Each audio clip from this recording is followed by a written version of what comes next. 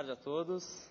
Então, vamos começar mais um Physics Fight, número 2. Gostaria primeiro de apresentar os membros aqui do júri. Então, começando pelo professor Marcelo Alves. Obrigado, Alisson. Professor do Departamento de Engenharia Mecânica, Escola Politécnica da USP. É uma grande satisfação estar aqui essa tarde. Professor Luiz Roberto Marinho. Obrigado pelo convite. Eu sou professor da Unip, no curso básico, física. É um prazer estar aqui com vocês hoje. Professor Albert Nissimov. Boa tarde, sou Albert Nissimov, engenheiro pela Poli e pela École Centrale Marseille e membro da B8 Projetos Educacionais. Eu sou Vinícius, estudo curso terceiro ano de Física em São Carlos e participei do YPT 2007 é muito bom estar de volta. Bruno, eu sou estudante de engenharia do curso de mecatrônica da Poli e da École Centrale de Lille. Boa sorte a todos. Faço Física na USP, no segundo ano e participei até em 2006 aqui. Bom, meu nome é Alisson Hirata. Eu também faço engenharia mecânica na Escola Politécnica da USP e fiz um duplo diploma na École Centrale de Lille, na França. E também é um prazer para mim ser o presidente dessa sessão. Espero que todos tenham um bom fight. E eu gostaria agora de começar a apresentação das equipes. Então, começando pela equipe Ajax, se você poderia falar ali no microfone. Minha equipe é Ajax e os participantes são eu, Vitor Lucena, Pedro Henrique, Igor e César, do Colégio Olímpico de Goiânia. Sou da equipe Buraco Negro, me chamo Otávio, minha equipe é Natália, Thiago, Eduardo e Hélio. Olá, boa tarde, meu nome é Francesco, eu sou da equipe Quarta Dimensão Viator, que tem o Gabriel, o Cássio e o Matheus, e nós somos do Colégio Objetivo Granja Viana e Colégio Integrado Objetivo. A equipe Ajax vai ser relatora, equipe Buraco Negro oponente e equipe revisora Quarta Dimensão Viator. Problema número 3, bola de aço. Ok, então, problema a ser apresentado é o problema número 3, bolas de aço. Eu vou fazer só uma leitura rápida do problema, então. Problema 3, bolas de aço. Colidir duas grandes bolas de aço com uma fina lâmina de material, por exemplo, papel. Entre elas pode queimar um buraco no meio da lâmina. Investigue esse fenômeno para vários materiais.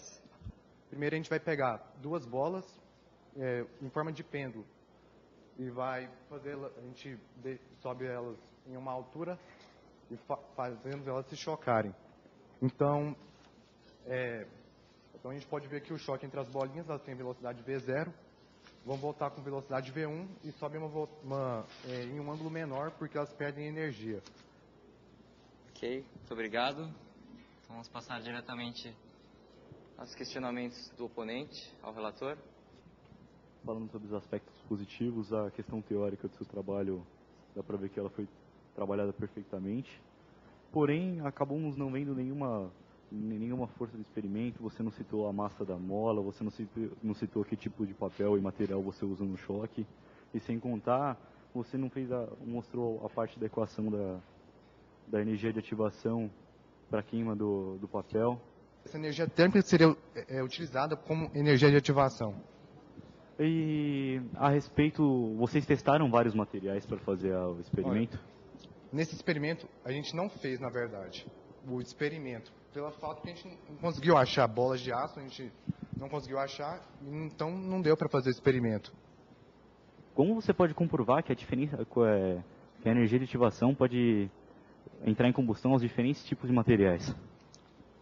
Com diferentes tipos de materiais vão existir diferentes energias de combustão, ou de ativação. E também, dependendo do material que você colocar no meio, o coeficiente de restrição ele pode mudar. Porque afinal, o choque não é entre duas bolas, é entre uma bolinha e um papel. Então agora vamos para as perguntas do júri. Qual o material mais fácil de ser queimado? É mais difícil de queimar o papel do que outros materiais, como... Queria fazer uma pergunta para a equipe relatora. Como vocês definem a diferença entre intensidade e energia? Na parte do som, acho que... A intensidade do som, ela está relacionada, tipo, a gente no cotidiano a gente fala quanto mais alto for o som, né? Mas na realidade, na física, a gente fala quanto mais intenso for o som. Quanto mais intenso o som, ele pode chegar a um limite que você sente até dor no ouvido, como por exemplo a 140 decibéis. Essa que seria a intensidade do som. Ok, então vamos agora a nota para o relator.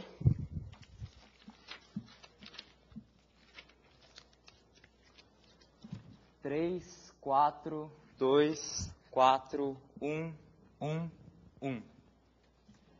Agora as notas para o oponente. Por favor.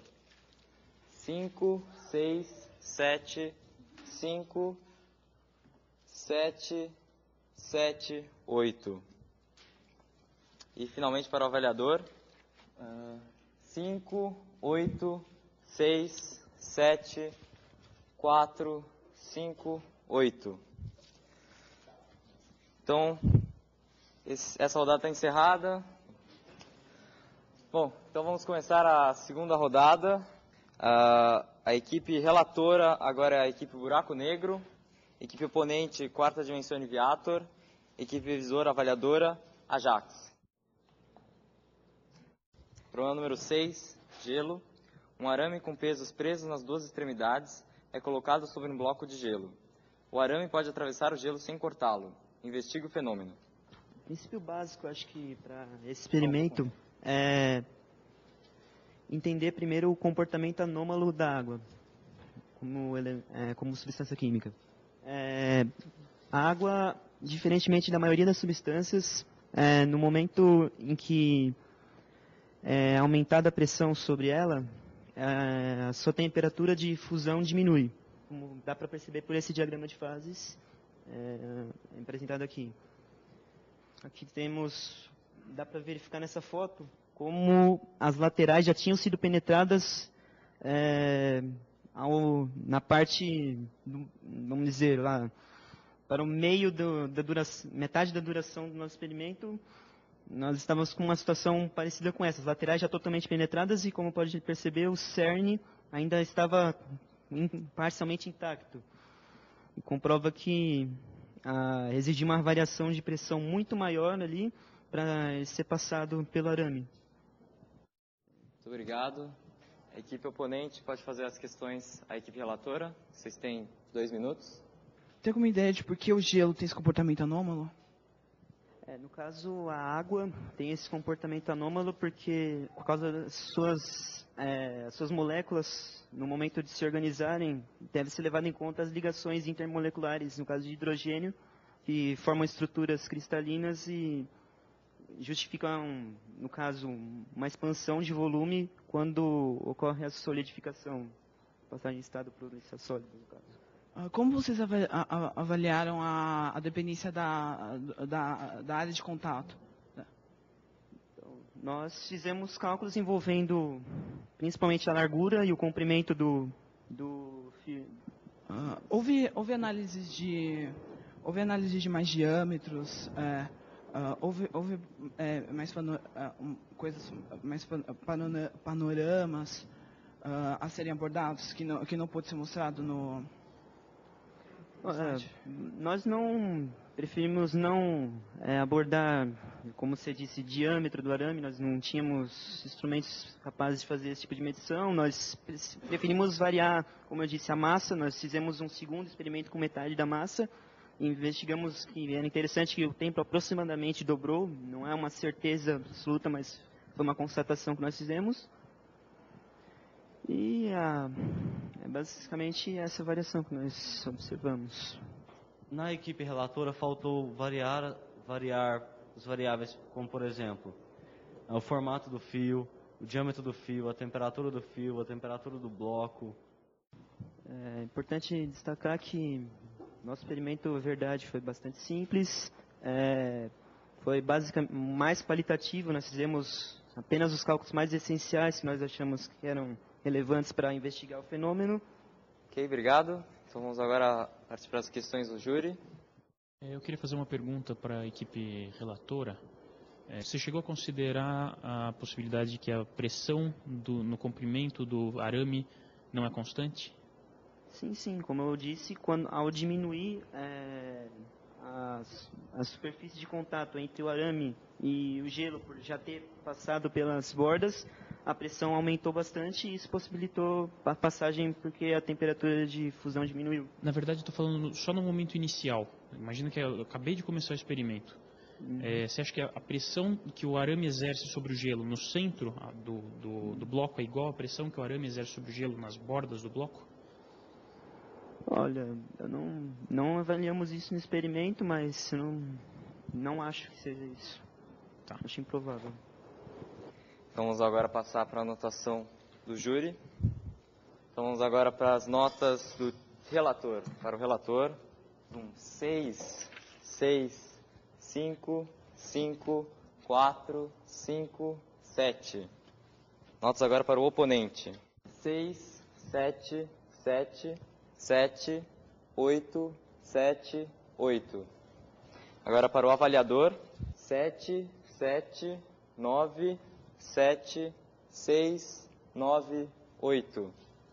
Rodada número 3, então, a equipe relatora nessa rodada vai ser a quarta dimensão de Viator, equipe oponente Ajax e equipe revisora, avaliadora, Buraco Negro. Só lembrando que a equipe quarta dimensão de Viator não pode ser desafiada no problema número 3. Então o problema vai ser o problema número 17, gerador de Kelvin. Eu vou ler o problema. O gerador de Kelvin, construa um gerador de Kelvin.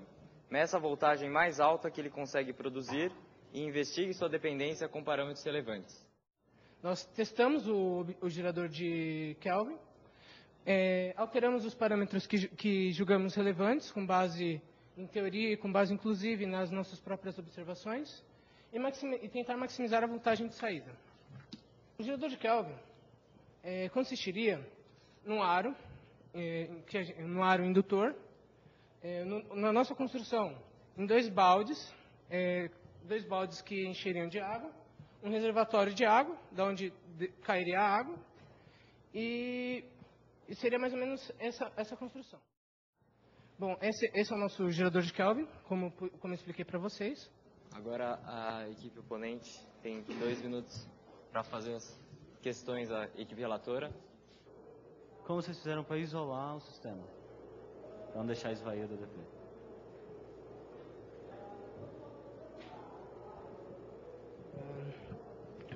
Esse não foi um fenômeno que consideramos tão importante, já que os fios estavam vedados, então não houve contato entre os fios. E assim, a gente queria observar realmente como maximizar e o fenômeno dadas as condições do ambiente. E qual foi a máxima voltagem que vocês conseguiram? Foi 83 volts.